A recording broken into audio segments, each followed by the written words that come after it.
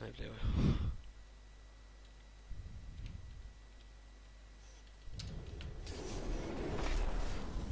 Thank you for completing the testing courses. Kan jeg ikke komme op If you af enjoyed der? your experience, you may now Det var re-enter the dejligt, testing hvis jeg course kunne of det. your choice.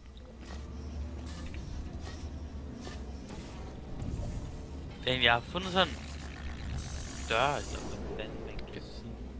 Et hul, men man kan bare ikke hoppe derind. Hvorfor laver de sådan noget, hvis man ikke kan hoppe derind? Det er ikke bare dumt. Fordi hvorfor ikke? Det gør der en nysgerrig. Og så en som min karakter vil aldrig kunne hoppe derind. Gør det kun for at irritere mig. Guld! Guld! Guld, jeg sparede 4,7 sekunder. Hvor meget sagde du sparede? Welcome 4,7 to the sekunder. future. It has been 100,000 years since I last assembled you for testing. Remember those humans you found? Because they're all fine. In fact, we solved science without you. Testing Okay, jeg har lige simple fået et træ artistic frem, intelligence der now. brænder The og humans danser. insisted I show you my latest installations. Here in the future, where all the humans Nu har are man alive. set alt. I call this first piece turrets. It's an exploration of how you we're all think. devices acting on simply expressed directives, inflicting pain. Jeg hørte, du sagde noget, men jeg hørte ikke, hvad det var. Nej. Don't get distracted by the subtext, though, because the Du bare text is what træet they're going der. to be shooting at you. Kom nu. Laser. Var det mærkeligt træ? Der var ild i og dansede og sagde, tak. Og jeg ved ikke hvorfor. Det er derfor, man ikke skal spille World of Warcraft, fordi det er for underligt. Så der hvor jeg også skal lave en god ting, som der er underligt. Din mor! Oh.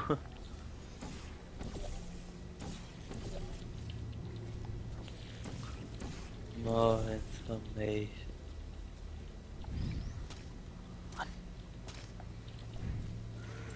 Okay, det virker på den måde der. I'm glad you enjoyed that piece, for as long as you did. Not that there's any rush. Everything's fine. Ja, 19 sekunder foran. 19 sekunder. Ja, men det var ikke guld. Så, det var dårligt.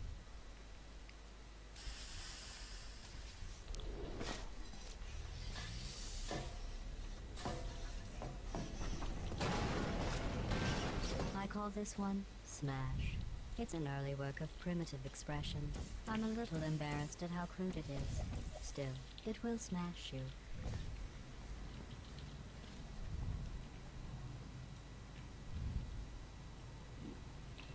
Så er det tid til at hack. Det så være med at hacke dagen. Det er ikke sundt for dig. Ja, men jeg bliver nødt til at hack, før jeg kan spille den her kategori. Jamen så lad mig spille kategorien. Nej, fordi det er en sjov kategori. Du er bare slet ikke efter, hvad jeg siger. Nej, ikke høre efter. Ignorer hedder det måske. Good. Please proceed to the next test appreciation Det er fordi, det, exhibit du and siger, interact with it er in such a way sludder. that it might be called solving. Hvorfor det If slutter you det, still jeg siger. cared about solving things in the future. Det giver da But meget we mening, det jeg siger. Ja, guld!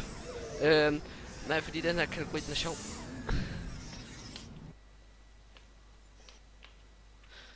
Det eneste, som vi bruger snyd til, det er, at vi kan skifte imellem dem, vi styrer. Det vil den ikke vanen gøre, hvis den ikke har snyd sat til sig.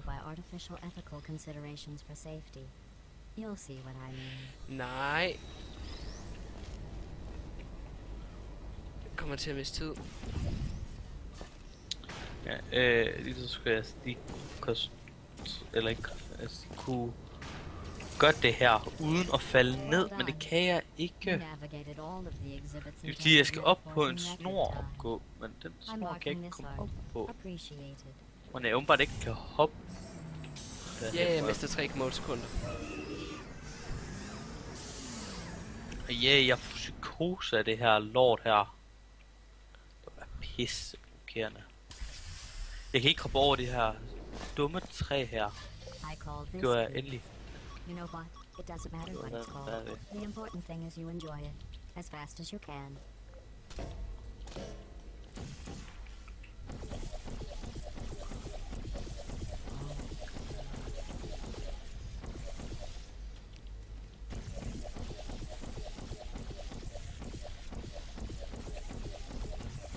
Nej.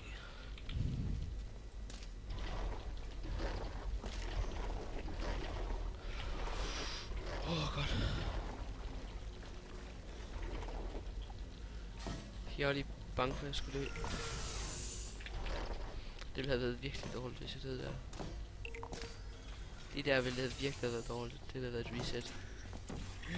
Jeg får psykose der. Der er blade, der står i vejen, som der gør, at jeg ikke kan se noget som helst.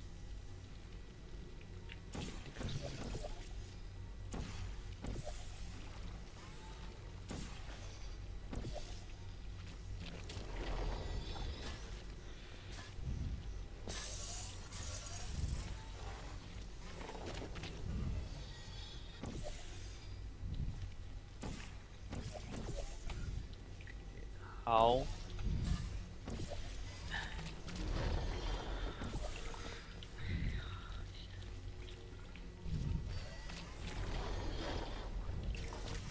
You know, some of the exhibits up ahead are topical. At the rate you're going, by the time you get to them, they'll be irrelevant.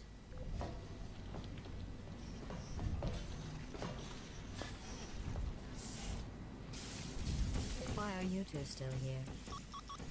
Oh, the disassembler's not working. It's nothing to worry about. It's actually funny in a way you don't understand. Ha, ha, ha. Anyway, brace yourselves. I'm going to open the maintenance hole. Guld. Jeg får mange guld i dag. Altså, hvis guldet det kan flyttes over til både sprogkød, så vil jeg altså gerne have det. Kan det ikke? Så vil jeg ikke have det. Fordi jeg mister det andet guld ved at få en guld. Gjorde det. Listen to me carefully. We are not 100,000 years in the future. I lied about Nej! that. It's been 50,000 years. Jeg er så tæt på at gøre det. When I'm nervous. It's only been Hvad sker der så der egentlig? The next logical question. Det ved jeg ikke. Spiller man ned? Det vil sige, du må ikke hoppe for langt, men du må heller ikke hoppe for kort. Du skal sådan hoppe lige præcis. Good work. The disassemblers are fixed. That was a lie. Og det er But they're virkelig noget. definitely less broken than they were. There's one at the end of this unfinished test area.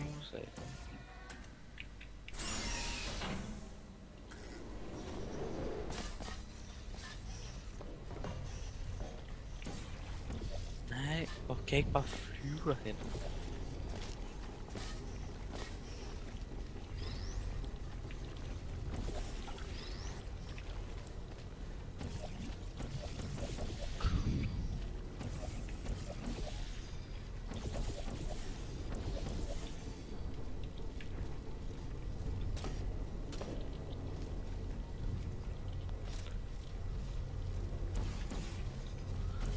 Det er for langt.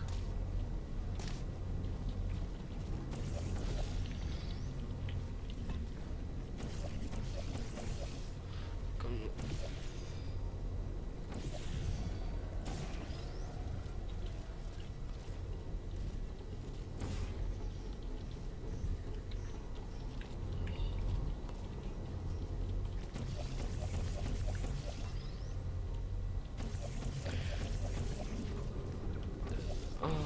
Kom til at miste meget tid på det her. Okay. Det her, det er virkelig noget, der naver. Man kan sige det på den måde. Okay.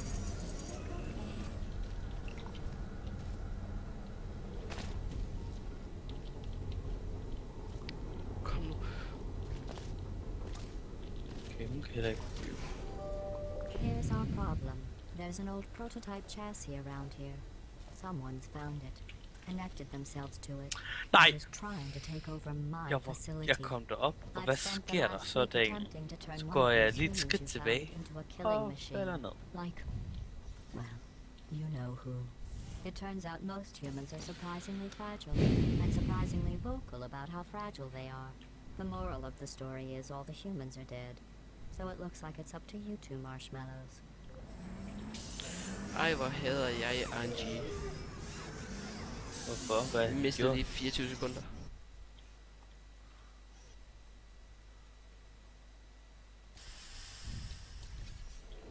Oh good.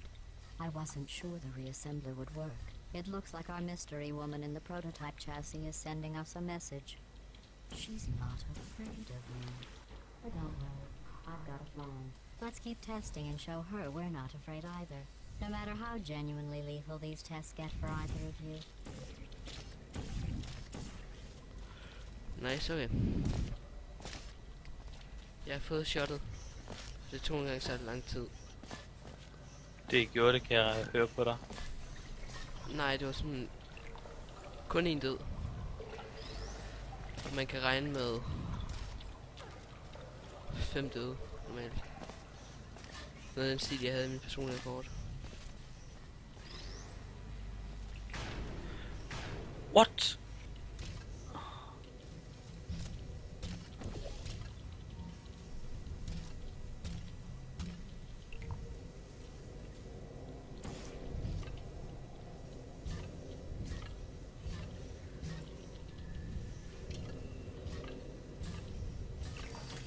Mission accomplished.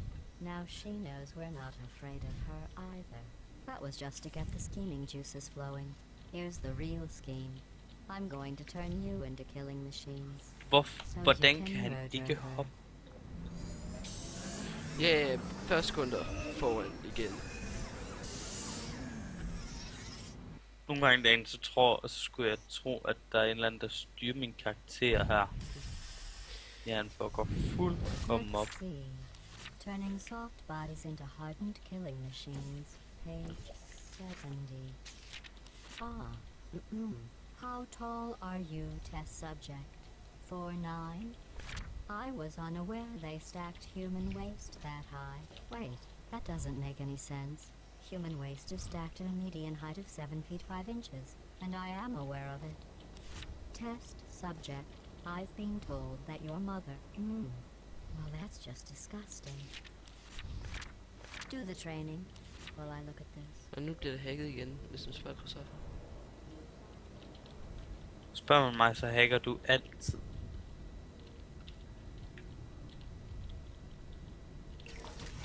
Okay, killing machines. Jeg vil helt vildt gerne vide, hvordan det kan ske, at lige pludselig, så kan han bare ikke hoppe. I'll save you the Det trouble. vil jeg gerne vide. It's still marshmallow. Kan du fortælle mig det, Dan? Guld! Nej, det kan jeg ikke. Guld! Dan, jeg kommer tilbage lige om lidt.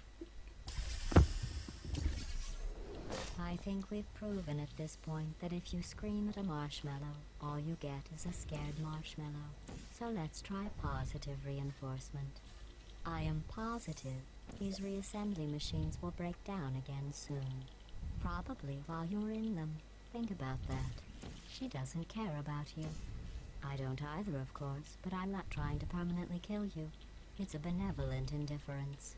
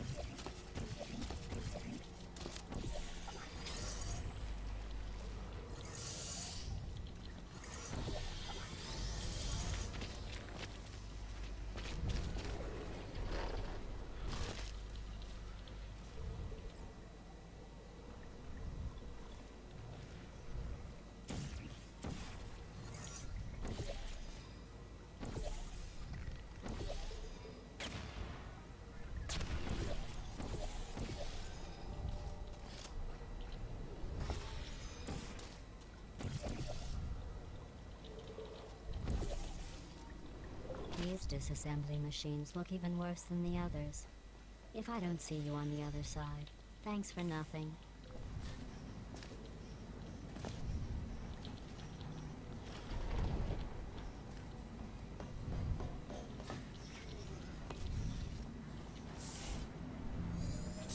Guld.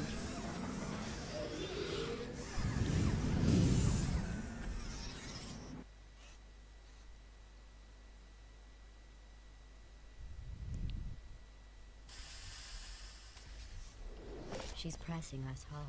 It took me 3 days to reassemble you this time. I won't be able to do it again.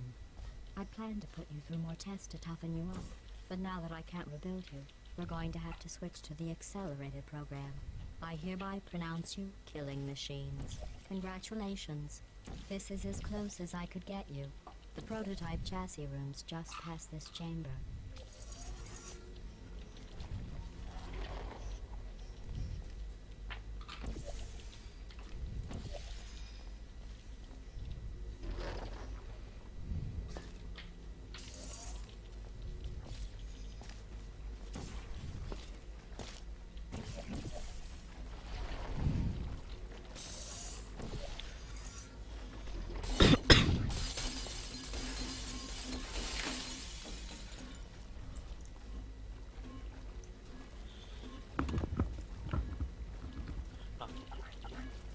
Tilbage.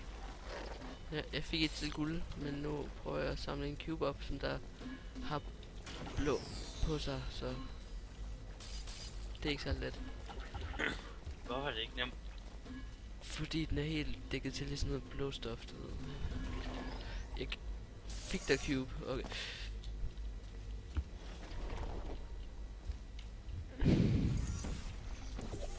Hvad er det, jeg laver?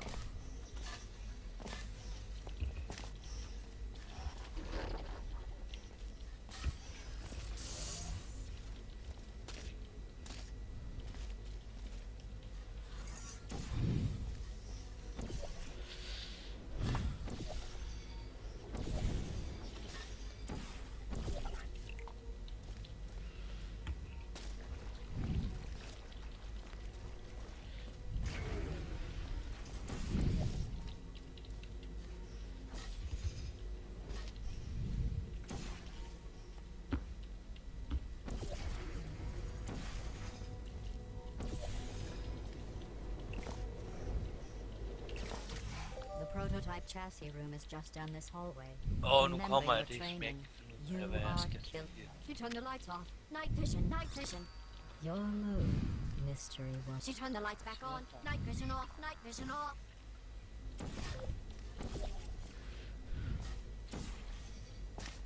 Så... Ja.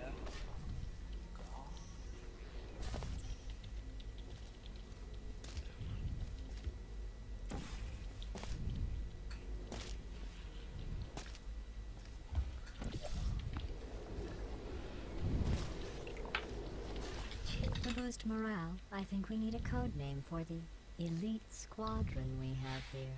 We should name it after your specialty. I know.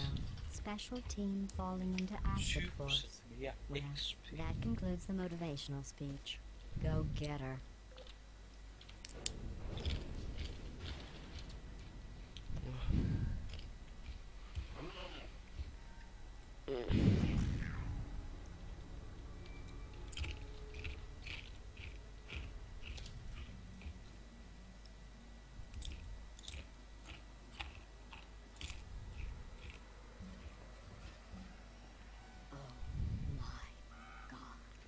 It's the bird. Run! I have no plan for this. Abort!